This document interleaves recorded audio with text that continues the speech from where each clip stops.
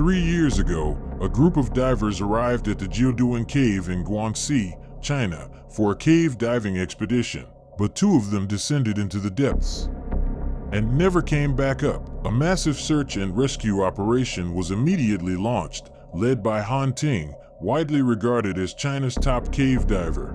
Initially, everyone thought they would find the missing divers quickly.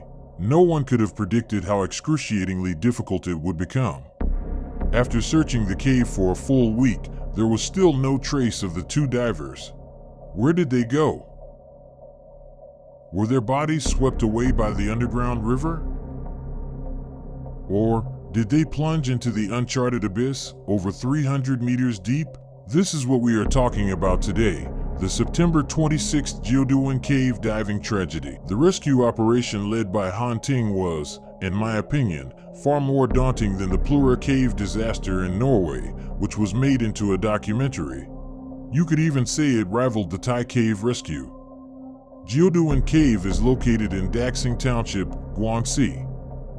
From the surface, it looks like nothing more than an unremarkable little lake. But hidden beneath the surface is the deepest underwater cave in China, and arguably all of Asia. This is why it's known as the underwater Mount Everest.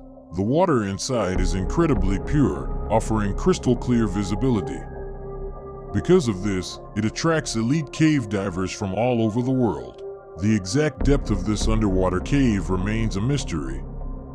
The cross-section map you are looking at right now was actually hand-drawn by Ting himself. As you can see, the cave system has a north and a south entrance.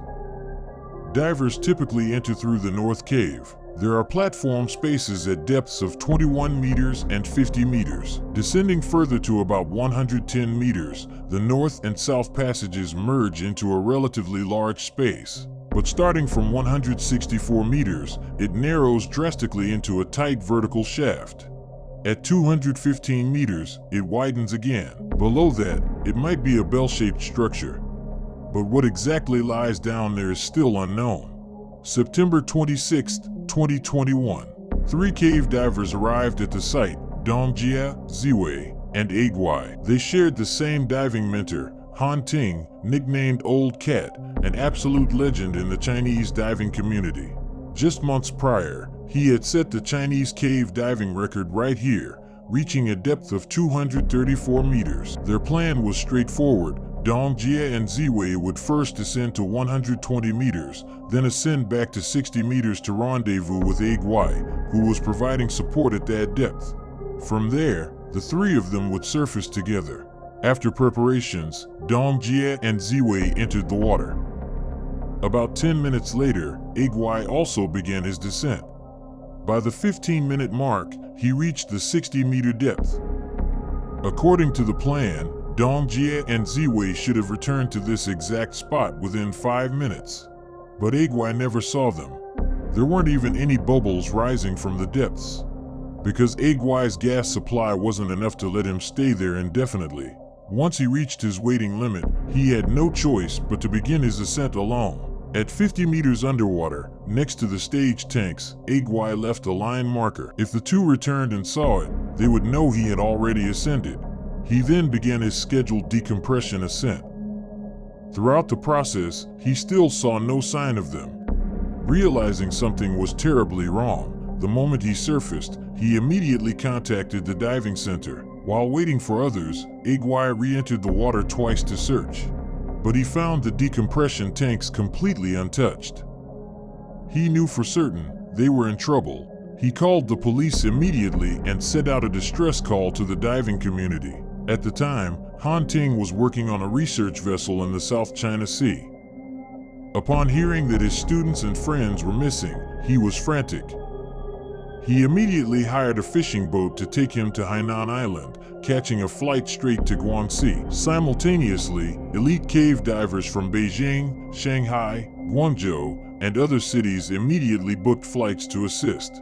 The police arrived first and locked down the scene. But how to conduct the rescue became a massive problem. Gong and Ziwei's target depth was 120 meters. At that time, in all of China, there were no more than 5 people capable of conducting a search and rescue operation at that depth. It's crucial to understand, Just because a diver can reach 120 meters does not mean they have the capability to execute a rescue operation there.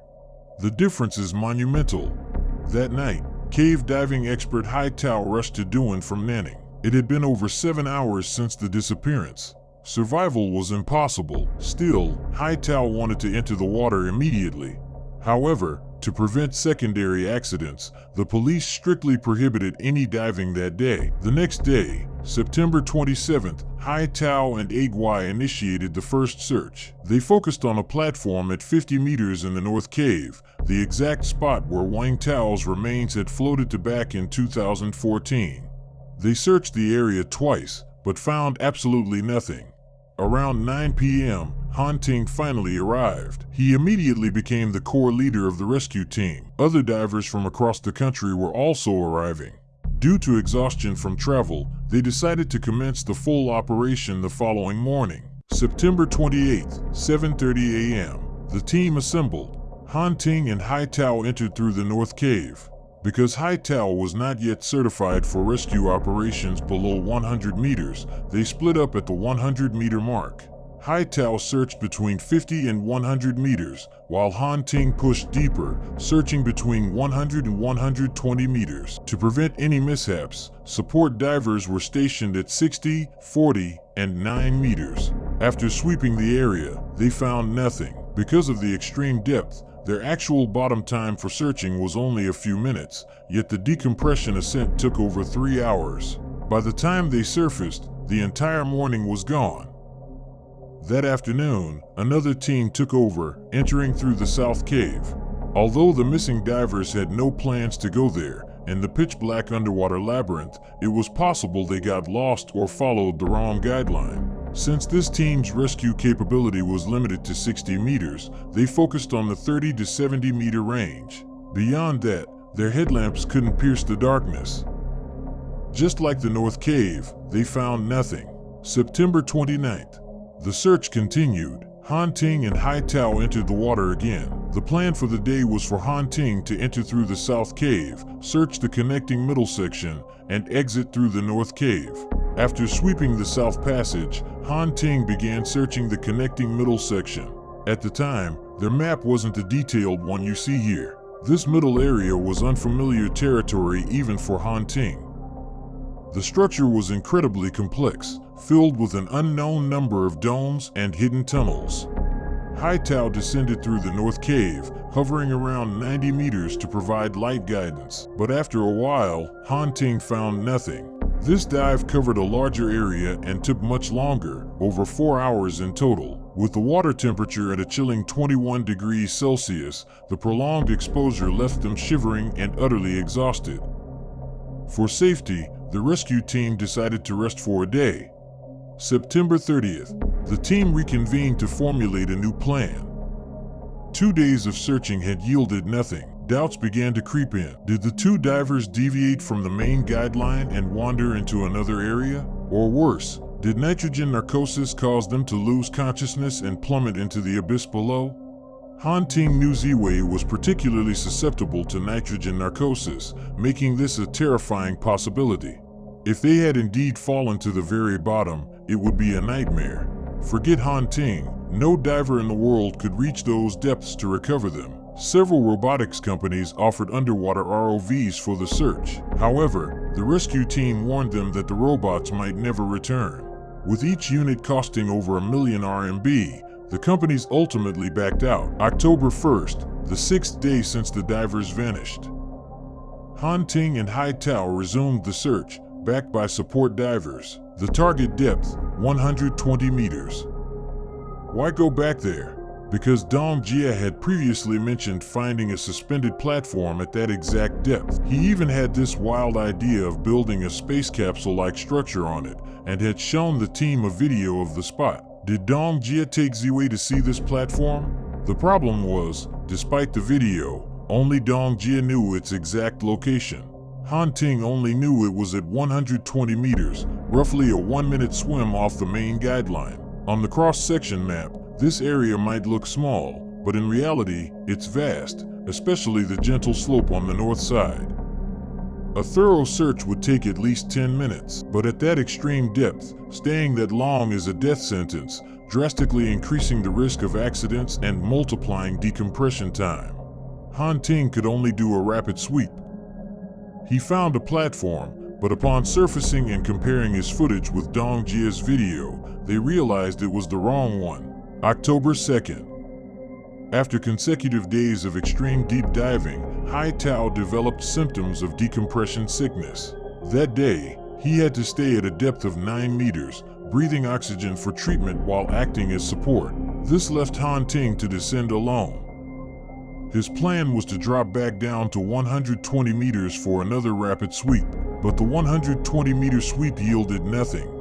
Ting prepared to ascend. As he rose to the 90-meter mark, something caught his eye. There was a shallow cave in the middle section. From the side, it looked like an overhang. Because it was so shallow, it didn't look like a place that could conceal a person, so they hadn't inspected it closely before. But as he passed by, Ting suddenly decided to take a closer look. What he found was chilling. Hidden inside that shallow overhang was another entirely concealed tunnel. He swam inside and followed a sloping path upwards. When he reached a depth of 92 meters, he suddenly saw a body. Upon closer inspection, Ting recognized the diver. It was Dongjie, who had been missing for 6 days. Dongjie wasn't just Ting's student, he was one of his best friends. Friends at Ting's dive club used to say they were so close they practically shared underwear. They were inseparable. But right now, Ting was staring at his best friend's corpse. After a week submerged in the deep, the body had undergone grotesque changes. Despite this, Ting managed to pull him out of the hidden tunnel. We can only imagine the psychological torment Ting endured during the ascent, because as the water pressure gradually decreases, the remains can undergo horrific transformations. Renowned Canadian cave diver Jill Haynerth described this terrifying phenomenon in her memoir, Into the Planet, when she had to recover the body of her own dive partner. She wrote, "Flesh poured from his mouth." This was the result of the sudden decrease in pressure as we dragged him up the cave. His face was puffy and bloated, lips protruding outwards. The inside of his body had become a hollow shell. If I couldn't control the ascent, by the time we surfaced, we might lose more human tissue than we kept. You can imagine how horrifying that is. After exiting the side tunnel, Ting dragged his friend's body slowly up to the 60-meter mark. There, he handed Dongjie over to the waiting support diver, then began his own grueling decompression procedures. The support diver secured Dongjie on the 50-meter platform. They had to wait for the forensic team to arrive before proceeding further. After several hours of decompression, Ting finally broke the surface. But there was no time to rest. The search was only half over. Dongjie hadn't been fully recovered yet, and Ziwei was still nowhere to be found. October 3rd. This marked the 7th day since Dongjie and Ziwei disappeared. In traditional Chinese belief, the 7th day is when the spirits of the dead return to the world of the living to bid their final farewells to their loved ones. Because Ziwei was still missing, her family and friends came to the lake that day to mourn. They called out to her, hoping she would come home soon. In the photos taken that day, they are all holding their thumbs up. This is a standard scuba diving hand signal, meaning ascend. They were pleading for Ziwei to ascend and come home. That night, having barely recovered his strength, Ting dove back into the water. He descended to 50 meters. After a day of decompression, Dongjie's body had acclimated to the lower pressure, meaning the tissues were less likely to undergo further drastic changes. Ting moved Dongjie to the entrance of the 50-meter space and carefully removed his ropes and diving gear. Then, 2 other divers brought the remains up to 40 meters. To prevent any catastrophic incidents, the forensic doctor entered the water. He had to puncture the remains to release the trapped gas. After a week of submersion, human tissue becomes incredibly fragile. If brought directly to the surface, the sudden drop in pressure could cause the remains to explode. To preserve the body as much as possible, the recovery process was agonizingly slow and complex. It wasn't until late that night that Dong Jia was finally brought out of the water. However, due to the puncturing of the body, the water in the North Cave became contaminated. The forensic doctor mandated a 24-hour standstill for the water to naturally purify, and all divers and equipment had to be thoroughly disinfected. The search for Ziwei had to be suspended for the day, October 4th, the 9th day of Ziwei's disappearance. While waiting for the water to clear, the rescue team, led by Ting and Hai Tao, didn't rest. In the morning, they extracted and analyzed the data from Dong Jia's dive computer. By the afternoon, the team rushed back to the lake. Even though the mandatory 24 hours hadn't passed, Ting and Hai Tao couldn't wait any longer. If the North Cave was off limits, they would search the South Cave. Several divers entered the water, thoroughly sweeping the main passage of the South Cave, particularly between 40 and 70 meters. Although this area had been searched before, considering where Dong Jia was found and the numerous side tunnels in this section, they checked it again just to be safe. Nothing. Ting then continued down the South Cave all the way to 115 meters. Still nothing. As it was getting too late, the search for the day was called off. October 5th, the search for Ziwei was paused for a day. The rescue team traveled to a funeral home in Hechi City to attend Dong Jia's memorial service. October 6th, the 11th day of Ziwei's disappearance. The rescue team held another meeting. They concluded that it was highly unlikely Dong Jia and Ziwei would have abandoned each other underwater. Therefore, Ziwei's final location had to be very close to where Dong Jia was found. That hidden side tunnel might not have reached a dead end. Ziwei had to be deeper inside. Ting and Hai Tao dove once more. Since the side tunnel was shallower than 100 meters, Hai Tao could finally join Ting inside. They quickly reached the spot where Dong Jia was found, confirming the depth at 96 meters.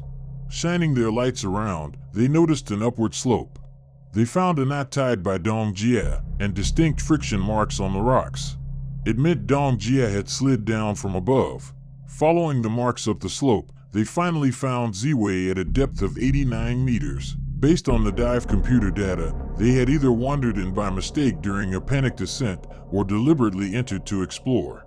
But for some reason, both met their end. Because Ting and Hai Tao were running low on gas, they couldn't extract Ziwei that day. October 7th, the 12th day of the accident. The recovery operation for Ziwei officially began. The agonizing procedure was identical to Dong Jia's, bringing her to 51 meters, removing her gear, moving to 40 meters for the forensic doctor to puncture and release the gases, and finally bringing her ashore. With that, the grueling 10-day search and rescue operation came to an end.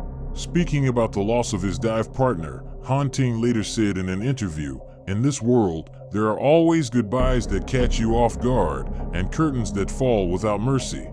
We don't know if he was comforting the grieving families or if he had already foreseen his own destiny.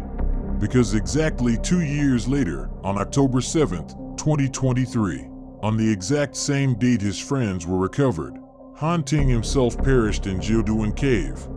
His target depth that day was also 120 meters.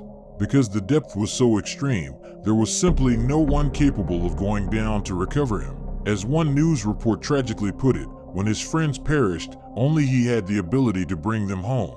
But when he met his own end, there was no one left in the world who could reach that depth to bring him up. Ting's fatal dive was not a solo practice run as rumors suggest. He had a dive partner. I will make a dedicated episode about this tragic event later on my channel. Finally, what exactly caused Dong Jia and Ziwei's accident? While there is no official public report, Ziwei revealed some terrifying details in an interview. After analyzing their dive computers and equipment, experts theorized that when they reached 120 meters, one of them suffered a sudden equipment failure. The other immediately tried to rescue them. During their desperate ascent, they mistakenly swam into that hidden side tunnel. They died there together, only 30 meters away from Ziwei. Whether they ran out of gas, choked from equipment failure, or succumbed to severe nitrogen narcosis, we may never know the complete truth. That concludes today's tragic story. Thank you for watching, and I will see you in the next one.